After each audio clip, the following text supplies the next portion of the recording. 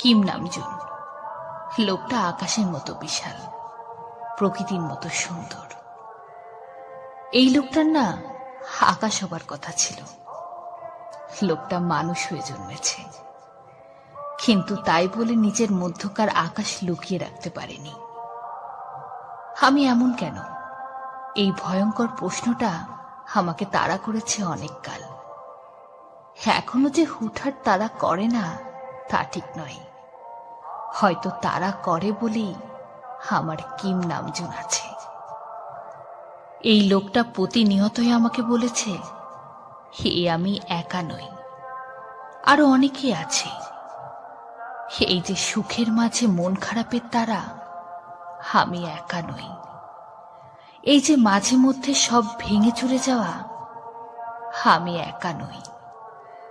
কিছু সময় নিজের প্রতি বিচ্ছিরি রাগ আসে, আমি একা নই। আমি এমন কেন থেকে আমি একা নই এমন হওয়া অস্বাভাবিক নয়, এই দূর অব্দি আমাকে কিম নামজুন লোকটাই এনেছে। এই লোকটা তো সুন্দর করে কি করে ভাবে, এই নিয়ে বেশিক্ষণ ভাবতে বসলে নিজের মনেই অস্থিরতা চলে আসে বলে এখন আর ভাবতে চাই না। শুধু মনে হয় একটা কফির মগ হাতে নিয়ে লোকটার পাশে বসে ঘন্টার পর ঘন্টা শুধু লোকটার কথা শুনে যাওয়া যাবে। লোকটা বাইসাইকেলে শহর ঘুরে বেড়ায়, সুখ দেখে, দুঃখ দেখে, মানুষ দেখে, হার নদীর পাড়ে বসে আকাশ দেখে। আর লোকটা গান লেখে।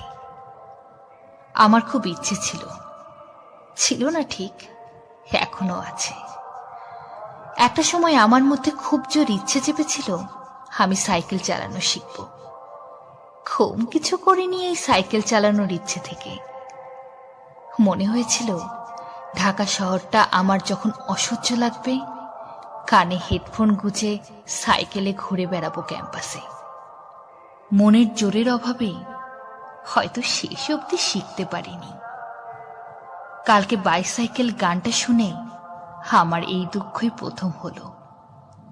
ইস, আর সাইকেল চালানোটা শেখা থাকলে সাইকেলে হয়তো গানটা আরো সুন্দর করে অনুভব করতে পারতাম। কিম নামজুন, বিধাতা তোমাকে অসম্ভব চমৎকার একটা মানুষ হিসেবে সৃষ্টি করেছেন।